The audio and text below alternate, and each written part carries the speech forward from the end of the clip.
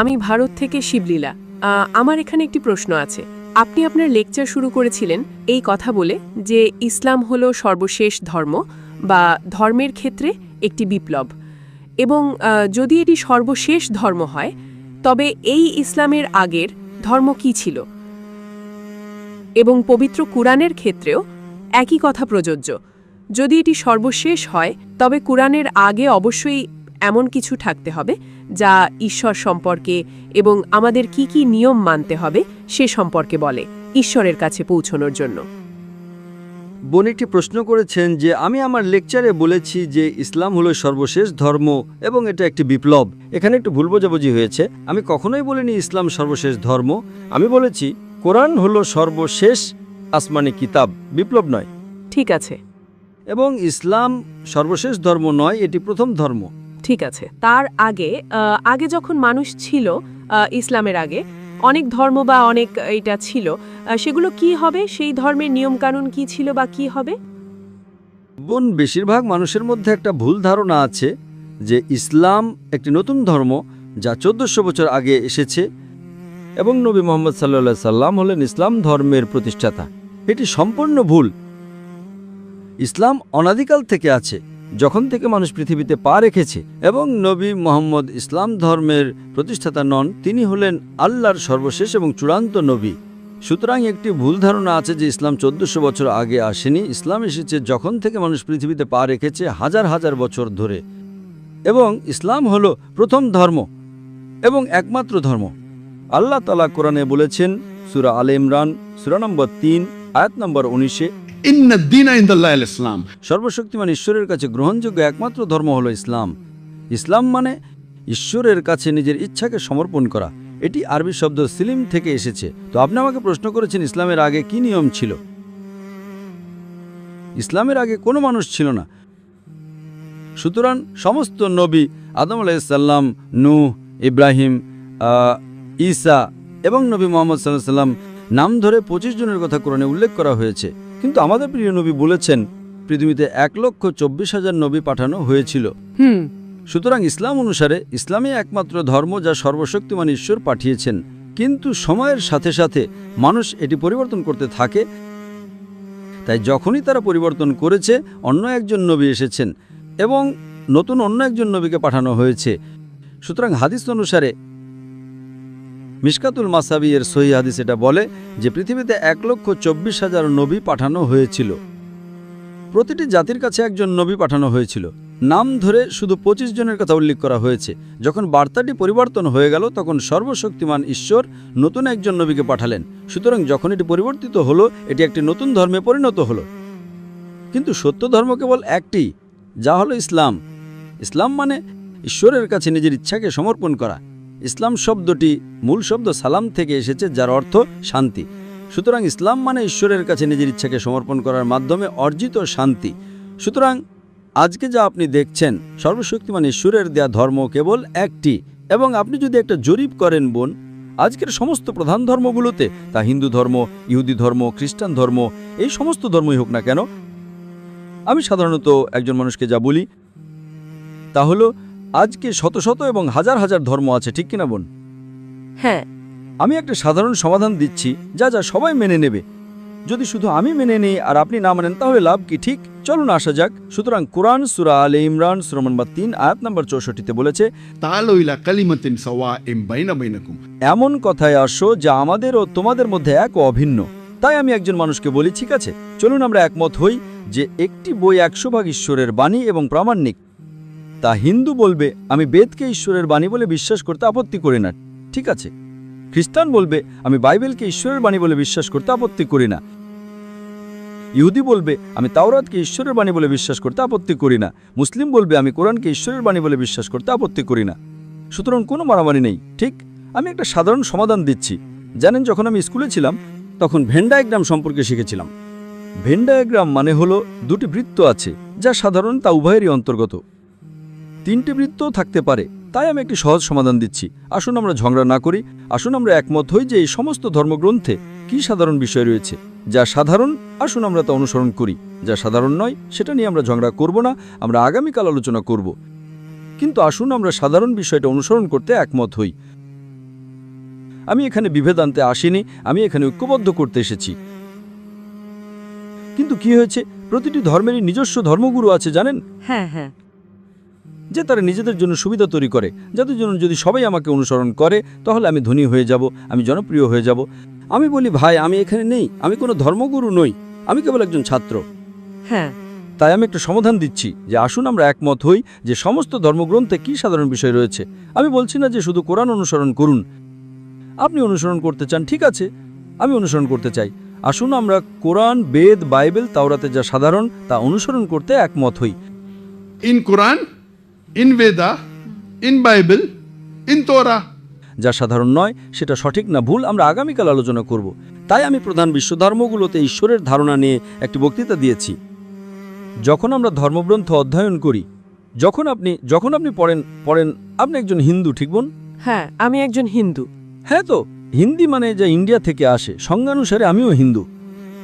আমি ভারত থেকে এসেছি। আমিও ভারত থেকে এসেছি। কিন্তু স্বামী বিবেকানন্দ বলেছেন সঠিক শব্দটি হওয়া উচিত বেদান্তবাদী, যারা বেদ অনুসরণ করে। এখন যদি আপনি বেদ পড়েন এবং যদি আপনি উপনিষদ পড়েন, হিন্দু ধর্মের ধর্মগ্রন্থ বেদ এবং উপনিষদ, যদি আপনি ছান্দোগ্য উপনিষদ অধ্যায় নম্বর 6 খণ্ড নম্বর 2 শ্লোক নম্বর 1 পড়েন, Ekam Evdityam. ঈশ্বর কেবল এক ও অদ্বিতীয়। শ্বেতাশ্বতার উপনিষদ অধ্যায় নম্বর 6 শ্লোক নম্বর 9 আর উল্লেখ করা হয়েছে, Nachase kase janita na chadip. সেই ঈশ্বরে তার কোনো ঊর্ধ্বতন নেই, তার কোনো বাবা নেই, তার কোনো মা নেই। তার কোনো মা নেই। হ্যাঁ, শ্বেতাশ্বতার উপনিষদ অধ্যায় নম্বর 4 শ্লোক নম্বর 19 এবং যজুর্বেদ অধ্যায় নম্বর 32 শ্লোক নম্বর 3 বলা হয়েছে, Na tasya patima asti. সেই ঈশ্বরের কোনো প্রতিমা নেই। সংস্কৃতে প্রতিমা মানে মূর্তি। ফটোগ্রাফ, ছবি, মূর্তি, painting. Na tasya patima asti. সেই ঈশ্বরের কোনো প্রতিমা নেই, কোনো ছবি নেই, কোনো পেন্টিং নেই, কোনো মূর্তি নেই, কোনো ভাস্কর্য নেই, কোনো ফটোগ্রাফ নেই। কে বলেছে এ কথা? বেদ, যজুর্বেদ অধ্যায় নম্বর 32 শ্লোক নম্বর 2, ঠিক? হ্যাঁ, সুতরাং একজন হিন্দু হিসেবে আপনার এটা বিশ্বাস করা উচিত। কোরআন কি বলে তা ভুলে যান, ঠিক? আপনাকে বিশ্বাস করতে হবে যে ঈশ্বর কেবল একজনই আছেন। আপনার বিশ্বাস করতে হবে ঈশ্বরের কোনো মূর্তি নেই, ঈশ্বরের কোনো ছবি নেই, ঈশ্বরের কোনো পেন্টিং নেই, ঠিক? হ্যাঁ, আপনাকে বিশ্বাস করতে হবে, আমি খ্রিস্টানদের বলি এটা দ্বিতীয় বিবরণ বইয়ের 6 নম্বর অধ্যায়ের 4 পদে উল্লেখ আছে। It says, Shama Israelo adna hinrodna echad. এটা বলে, শোনো হে ইসরায়েল, প্রভু আমাদের ঈশ্বর হলেন এক প্রভু। মুসাই কথা বলেছেন দ্বিতীয় বিবরণ বইয়ের 6 নম্বর অধ্যায়ের 4 পদে। নবী ঈসা আলাইহিস সালাম মার্ক লিখিত সুসমাচার 12 নম্বর অধ্যায়ে 29 পদে এই কথা বলেছেন। সুতরাং আসুন আমরা বিশ্বাস করি যে ঈশ্বর এক, ঈশ্বরের কোনো মূর্তি নেই। দ্বিতীয় বিবরণ বইয়ের 5 নম্বর অধ্যায়ের 7 পদে এটি উল্লেখ আছে যে আমার ছাড়া তোমার অন্য কোনো ঈশ্বর থাকবে না। তুমি নিজের জন্য কোনো খোদাই করা মূর্তি বানাবে না। কোনো কিছুর, কোনো সাদৃশ্যের ওপরের স্বর্গে, নিচের পৃথিবীতে, পৃথিবীর নিচের জলে তুমি তাদের কাছে মাথা নত করবে না, তাদের সেবাও করবে না, কারণ আমি তোমার ঈশ্বর, তোমার প্রভু, একজন ঈর্ষান্বিত ঈশ্বর। সুতরাং ইহুদি ধর্ম এটা বলে, খ্রিস্টান ধর্ম এটা বলে, ঈশ্বর এক, ঈশ্বরের কোনো মূর্তি নেই। কোরআনে পড়ুন। আপনি যদি একজন মুসলিমকে জিজ্ঞাসা করেন ঈশ্বর বা আল্লাহর ধর্মের সংজ্ঞা কি, আমি আপনাকে সেরা যে উত্তরটা দিতে পারি তা হলো সূরা ইখলাস, সূরা নম্বর 112, আয়াত নম্বর 1 থেকে 4। Qul huwallahu ahad, Allahu samad, lam yalid wa lam yulad wa lam yakul lahu kufuwan ahad. বলো তিনি আল্লাহ এক ও অদ্বিতীয়, আল্লাহ অমুখাপেক্ষী এবং চিরস্থায়ী। তিনি কাউকে জন্ম দেননি আর তাকেও জন্ম দেওয়া হয়নি এবং তার সমতুল্য কেউ নেই। সুতরাং এখন কোরআন এটি বলে, বেদ এটি বলে, তাওরাত এটি বলে, বাইবেল এটি বলে যে ঈশ্বর এক, ঈশ্বরের কোনো মূর্তি নেই, ঈশ্বরের কোনো প্রতিচ্ছবি নেই, আপনাকে কেবল তারই উপাসনা করতে হবে। তাই আমি যখন হিন্দুকে বলি আপনি মূর্তি পূজা কেন করেন, হিন্দুরা আমার বিরুদ্ধে চলে যায়। কেন? আমি বলছি সংস্কৃত উদ্ধৃত করছি। আর মালয়েশিয়ার হিন্দুরা ভারতের হিন্দুদের চেয়েও বেশি আমার বিরুদ্ধে।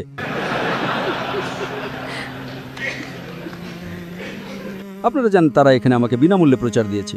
আমি জিজ্ঞেস করছি আমি কি কারো বিরুদ্ধে কিছু বলছি? আমি বলছি সাধারণ বিষয়গুলোতে একমত হতে। ও জাকির মানুষকে বিভক্ত করছে। আমি কোথায় বিভক্ত করছি? আমি তো ঐক্যবদ্ধ করছি। আমি আপনাদের আমার সাথে যোগ দিতে বলছি না, আমি কেবল একজন ছাত্র। এবং ধর্মগুরুর সাথে আমার আলোচনা হয়েছিল। আপনারা জানেন শ্রী শ্রী রবিশঙ্কর, তিনি বিশ্বের অন্যতম জনপ্রিয় হিন্দু আধ্যাত্মিক নেতা। যখন মঞ্চে তার সাথে আমার আলোচনা হয়েছিল, ঠিক কি না? তার সাথে আমার আলোচনা হয়েছিল, সেটা রেকর্ডিং আছে। তাই আমি বলছি, আমি এখানে বিভক্ত করতে আসিনি, আমি এখানে ঐক্যবদ্ধ করতে এসেছি।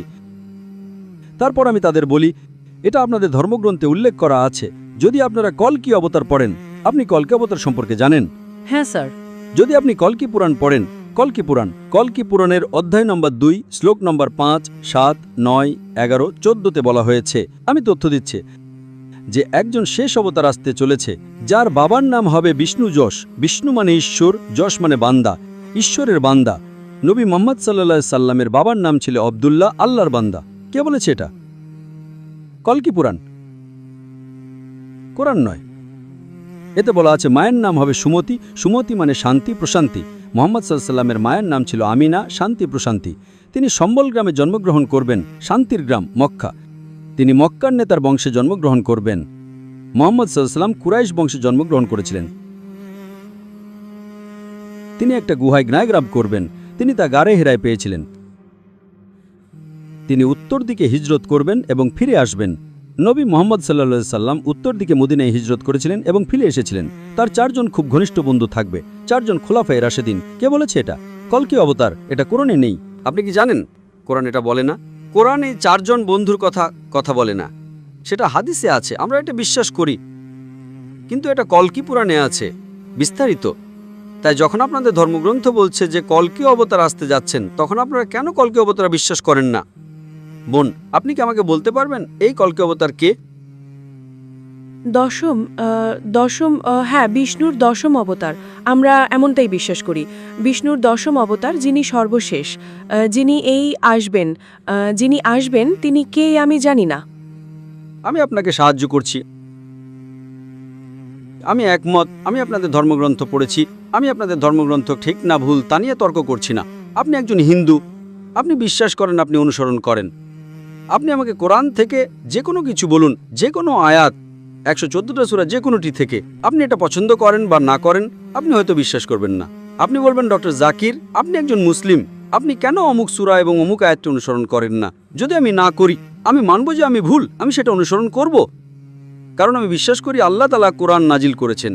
যখন আপনি বেদ এবং হিন্দু ধর্মগ্রন্থগুলোকে ঈশ্বরের বাণী বলে বিশ্বাস করেন, তখন আপনি সেগুলো অনুসরণ করেন না কেন? আমি কি এখানে বিভক্ত করতে এসেছি নাকি একত্রিত করতে? একত্রিত করতে। তাই দয়া করে আপনি কি আপনার এখানকার হিন্দু বন্ধুদের বলতে পারবেন? হ্যাঁ, অবশ্যই। আমি মালয়েশিয়াতে হিন্দু ও মুসলিমদের একত্রিত করতে এসেছি, বিভক্ত করতে নয়। কিন্তু সমস্যা হলো এখানকার হিন্দু নেতাদেরকে অনুসরণ করবে না। আপনি ভারতে দেখছেন, মাশাআল্লাহ, আমি বিশাল দর্শকদের সামনে বক্তৃতা দিই এবং গড়ে 25% থাকে অমুসলিম, প্রায় হিন্দু। বোম্বেতে যখন আমি 3 লক্ষ মানুষের সামনে বক্তৃতা দিয়েছিলাম, মাশাআল্লাহ 75,000 হিন্দু ছিল। শত শত হাজার হাজার হিন্দু আসে এবং আমরা অমুসলিমদের প্রথম সুযোগ দিই। এই মানুষগুলোর বেশিরভাগই তারা আসে, তারা প্রশ্ন করে, তারা একমত হতে পারে, তারা দ্বিমত পোষণ করতে পারে। তাই আমার প্রশ্ন আবার আপনার কাছে, বোন, আপনি কি বিশ্বাস করেন ঈশ্বর এক? হ্যাঁ। আপনি কি বিশ্বাস করেন মূর্তি পূজা ভুল? হ্যাঁ, আমি করি। খুব ভালো। আপনি কি বিশ্বাস করেন নবী মুহাম্মদ সাল্লাল্লাহু আলাইহি সাল্লাম হলেন শেষ এবং চূড়ান্ত বার্তাবাহক, যা আপনাদের কল্কি অবতার উল্লেখ করা আছে? হ্যাঁ, আমি বিশ্বাস করি।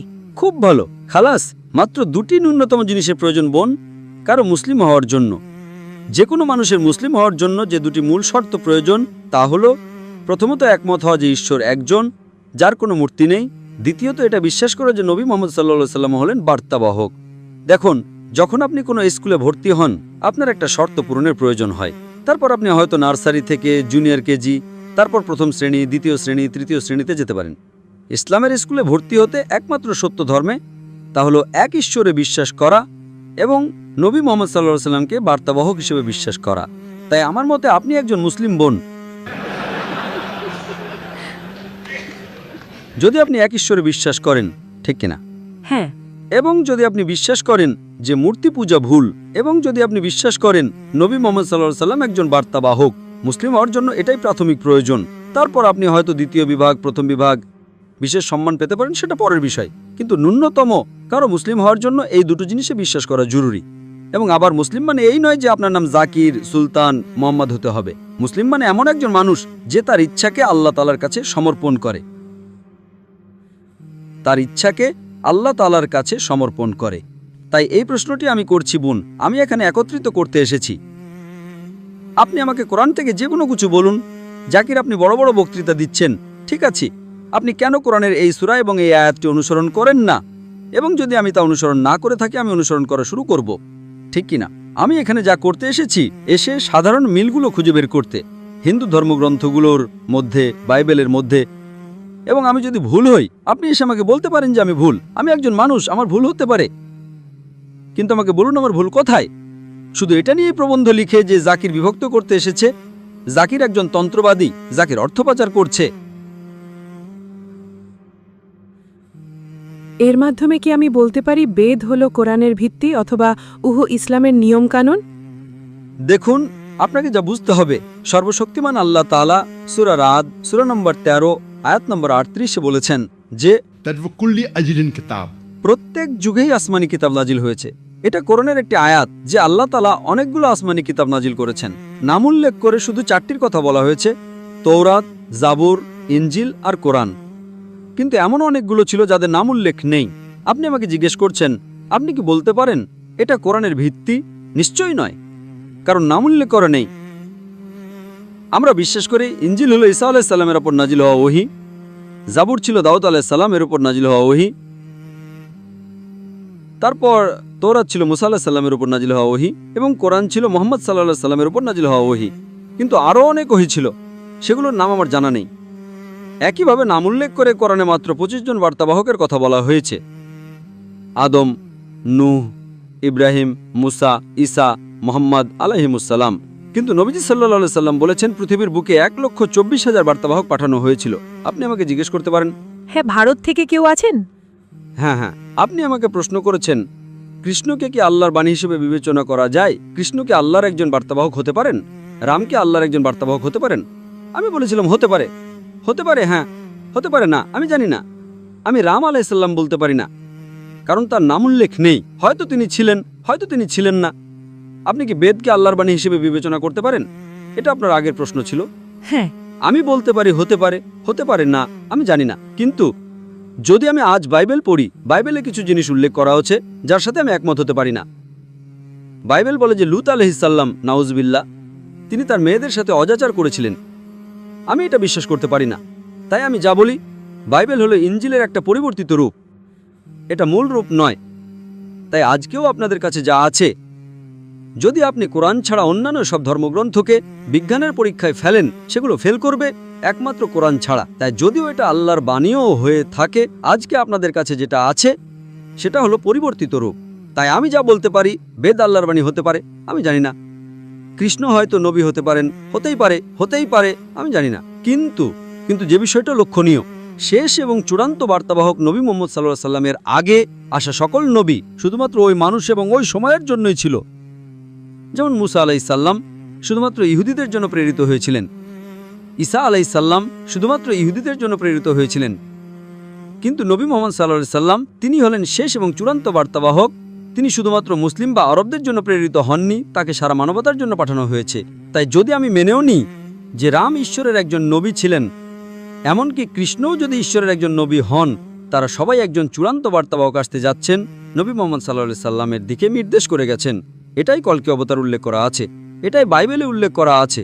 গসপেল অফ যোহান অধ্যায় 16 পদ 12 থেকে 14-তে যীশু খ্রিস্ট আলাইহিস সাল্লাম বলেছেন, তোমাদের বলার মতো আমার অনেক কিছু আছে, কিন্তু তোমরা এখন তা সহ্য করতে পারবে না। যখন তৃতীয় সত্যের আত্মা আসবে, সে তোমাদের সমস্ত সত্যের পথ দেখাবে। সে নিজের থেকে কিছু বলবে না, সে যা শুনবে তাই বলবে, সে আমাকে মহিমান্বিত করবে।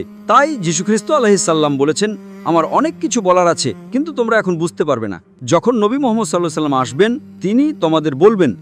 কলকি অবতারও একই কথা। তাই আমি বলছি, রাম যদি ঈশ্বরের বার্তাবাহকও হয়ে থাকেন, আমি বলছি না যে তিনি ছিলেন, যদিও তিনি হয়ে থাকেন, এমনকি কৃষ্ণ যদি হয়ে থাকেন, তারা সবাই একজন চূড়ান্ত বার্তাবাহক আসতে যাচ্ছেন, নবী মুহাম্মদ সাল্লাল্লাহু আলাইহি সাল্লামের দিকে নির্দেশ করে গেছেন। এমনকি বেদও যদি আল্লাহর বাণী হয়ে থাকে, কোরআনের আগে আসা সকল বাণী, সকল আসমানি কিতাব ছিল শুধুমাত্র ওই মানুষ এবং ওই সময়ের জন্যই। কিন্তু কোরআন শুধুমাত্র মুসলিম বা আরবদের জন্য নয়। কোরআনের সূরা ইব্রাহিম সূরা নম্বর 14 আয়াত নম্বর 1-এ বলা আছে, সূরা ইব্রাহিম সূরা নম্বর 14 আয়াত নম্বর 52, বিভিন্ন জায়গায় উল্লেখ আছে যে কোরআন সমগ্র মানবতার জন্য নাজিল করা হয়েছে। তাই যদিও বেদ আল্লাহর বাণী হয়ে থাকে, যদিও বাইবেল আল্লাহর বাণী হয়ে থাকে, আজ আপনাদের শেষ এবং চূড়ান্ত কিতাব অনুসরণ করতে হবে মহিমান্বিত কোরআন। তাই আমি দ্বন্দ্ব তৈরি করছি না, আমি সমঝোতা করছি। তাই আপনাদের ধর্মগ্রন্থ কথা বলে শেষ বার্তাবাহক নিয়ে নবী মুহাম্মদ সাল্লাল্লাহু আলাইহি সাল্লাম শেষ আসমানি কিতাব কোরআন সহ। এবং বোন, আপনি যদি বিশ্বাস করেন যে ঈশ্বর একজনই, এবং আপনি বিশ্বাস করেন যে মূর্তি পূজা ভুল, এবং আপনি বিশ্বাস করেন যে নবী মুহাম্মদ সাল্লাল্লাহু আলাইহি সাল্লাম একজন বার্তাবাহক, আমার মতে আপনি একজন মুসলিম। আপনি কি এটা বলতে চান? হ্যাঁ। আপনি কি এটা আরবিতে বলতে চান? একই জিনিস, যে ঈশ্বর একজনই এক ঈশ্বর, হ্যাঁ। এবং নবী মুহাম্মদ সাল্লাল্লাহু আলাইহি সাল্লাম একজন বার্তাবাহক। আপনি কি এটা আরবিতে বলতে চান? হ্যাঁ। কেউ কি আপনাকে এটা করতে বাধ্য করছে? না না না, কোনো জবরদস্তি নেই। আপনি কি নিজের স্বাধীন ইচ্ছা এটা করছেন? হ্যাঁ। অন্যথায় ওয়াথা মূর্তি বলবে যে জাকির, আপনারা জানেন কেউ একজন আমাকে বলেছিল যে হিন্দ্রাফ যুক্তরাজ্যে গিয়ে বলেছে যে মালয়েশিয়ার জাতিগত নিধন করছে। তাই আপনি নিজের স্বাধীন ইচ্ছায় বলছেন। হ্যাঁ। তাই আগামীকাল যদি ওয়াথা মূর্তি আসে, আপনি সাক্ষ্য দিতে পারবেন যে ডক্টর জাকির নায়েক আপনাকে বাধ্য করেননি। আমি শুধু এটা আরবিতে বলবো এবং আপনি আমার সাথে সাথে বলবেন, ঠিক আছে? ঠিক আছে। আশহাদু আশহাদু আল্লাহ আল্লাহ ইলাহা ইলাহা ইল্লাল্লাহ ইল্লাল্লাহ ওয়া আশহাদু ওয়া আশহাদু আন্না আন্না মুহাম্মাদান মুহাম্মাদান আবদুহু আবদুহু ওয়া রাসূলুহু। ওয়া রাসূলুহু। আমি সাক্ষ্য দিচ্ছি আমি সাক্ষ্য দিচ্ছি যে যে কোনো উপাসনা নেই কোনো উপাসনা নেই আল্লাহ ছাড়া, আল্লাহ ছাড়া, এবং আমি সাক্ষ্য দিচ্ছি এবং আমি সাক্ষ্য দিচ্ছি যে যে নবী মুহাম্মদ সাল্লাল্লাহু আলাইহি সাল্লাম নবী মুহাম্মদ সাল্লাল্লাহু আলাইহি ওয়াসাল্লাম হলেন বার্তাবাহক হলেন বার্তাবাহক এবং আল্লাহর বান্দা। এবং আল্লাহর বান্দা। মাশাআল্লাহ, আপনি একজন মুসলিম বোন।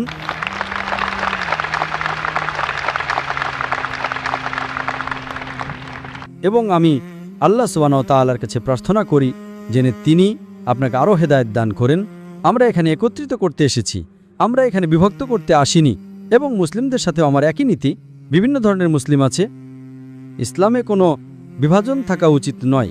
দুর্ভাগ্যজনকভাবে সংস্কৃতির কারণে ভারতের সংস্কৃতি আলাদা, পাকিস্তানের আলাদা, মালয়েশিয়ার আলাদা, ইন্দোনেশিয়ার আলাদা, কিন্তু আমরা সবাই একই ঈশ্বরের সৃষ্টি এবং আমাদের একই বিশ্বাস অনুসরণ করা উচিত। সংস্কৃতিতে পার্থক্য থাকতে পারে, কোনো সমস্যা নেই, কিন্তু আমাদের দিন, ইন্নাদ দীনা ইনদাল্লাহিল ইসলাম। আমি আল্লাহ সুবহানাহু ওয়া তাআলার কাছে প্রার্থনা করি যেন তিনি আপনাকে আরও হেদায়েত দান করেন এবং আপনার মাধ্যমে আরও মানুষ একত্রিত হন। এবং আমি আল্লাহর কাছে প্রার্থনা করি যেন তিনি আপনাকে জান্নাত দান করেন, যাতে আপনি বেহেশত পান ইনশাআল্লাহ বোন। ধন্যবাদ।